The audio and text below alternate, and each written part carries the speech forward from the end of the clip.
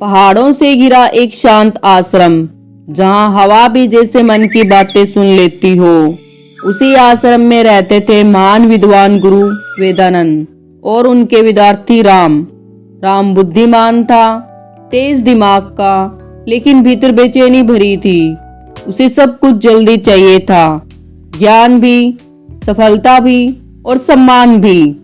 एक दिन राम ने गुरु से कहा, गुरुदेव, मैं आपकी हर बात मानता हूँ, पर मुझे लगता है कि आप मुझसे असली ज्ञान छुपा रहे हैं। आप बाकी शिष्यों को सरल काम देते हैं, लेकिन मुझे हर समय कठिन परीक्षाएं दे देते हैं। गुरु मुस्कुराए, तुम्हें लगता है मैं तुम्हें रोक रहा हूँ? राम ने गुस्से में आकर कहा, हाँ गुरुदेव, मुझे लगता है कि मैं बहुत कुछ सीख सकता हूँ अगर आप मुझे सच में सिखाएं। गुरु ने शांत स्वर में कहा, ठीक है, कल सुबह पहाड़ की चोटी पर मिलना। राम के मन में उत्साह भर गया, अब असली शिक्षा मिलेगी। सुबह चोटी पर पहुंचते ही गुरु ने कहा, इस बड़े पत्थर को नीचे आश्रम तक ले चलो। राम चौंक गया, पर गुरुदेव, ये तो मजदूरों का काम है, मैं ज्ञान लेने आया हूँ, बोझ उठाने नहीं। गुरु बोले, ज्ञान केवल किताबों में नहीं, अनुभव में भी होता है।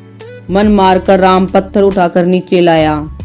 पूरा शरीर थक गया, सांसें भारी हो गई, पर आश्चर्य, गुरु ने कुछ भी नहीं कहा।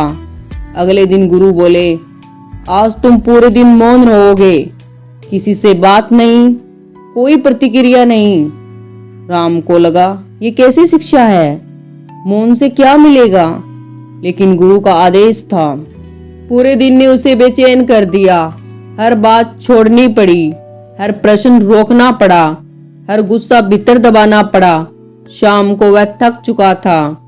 मौन में मन का शोर कितना तेज होता है, उसे पहली बार पता चला। तीसरे दिन गुरु से नदी किनारे ले गए। पानी तेज बह रहा था। गुरु ने कहा, नदी को ध्यान से देखो और समझो कि यह तुम्हें क्या सिखा रही है। राम ने आधा घंटा, 1 घंटा, 1.5 घंटा नदी को देखा, पर कुछ समझ नहीं आया। गुरु वहां से चले गए। राम ईर्ष्या और गुस्से में भर गया। गुरु, मुझे छोड़कर क्यों जा रहे हैं? क्यों नहीं बताते कि मैं कहाँ गलती कर रहा हूँ? रात को राम अकेले बैठा था, सो नहीं सका। 3 दिन से वह सिर्फ मेहनत कर रहा था, लेकिन उसे ज्ञान का एक भी सूत्र नहीं मिला। उसने फैसला किया, अब मैं गुरु को सच बताऊंगा कि उनकी शिक्षा बस समय की बर्बादी है। अगली सुबह वह गुस्से में गुरु के पास पहुंचा। राम बोला, गुरुदेव, मैं 3 दिन से आपके अनुसार काम कर रहा हूँ। पत्थर उठाया, दिन भर मौन रहा, नदी देखता रहा, लेकिन मुझे कोई ज्ञान नहीं मिला। आप असली शिक्षा देना ही नहीं चाहते, आप बस मुझे परेशान कर रहे हैं। गुरु गहरी सांस लेते हुए बोले, राम, यही तो तुम्हारी सबसे बड़ी समस्या है।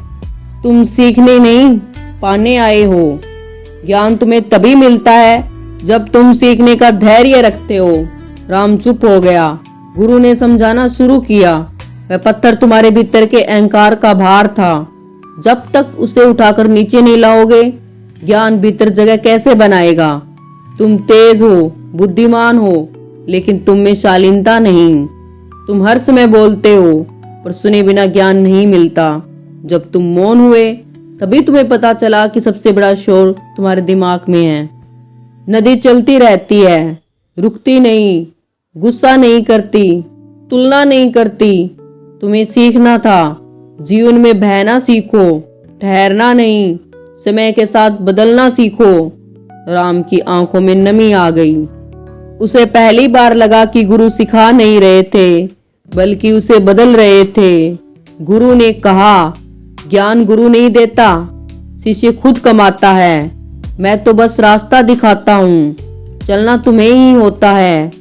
राम भावुक आवाज में बोला, गुरुदेव, क्षमा करें, मैंने हमेशा जल्दी मचाई, बिना समझे सवाल किए। गुरु मुस्कुराए, जब तक भीतर अहंकार है, कोई सीख नहीं सकता, और जब भीतर शालीनता है, तब गलत काम भी शिक्षा बन जाते हैं। उस दिन के बाद राम बदल गया।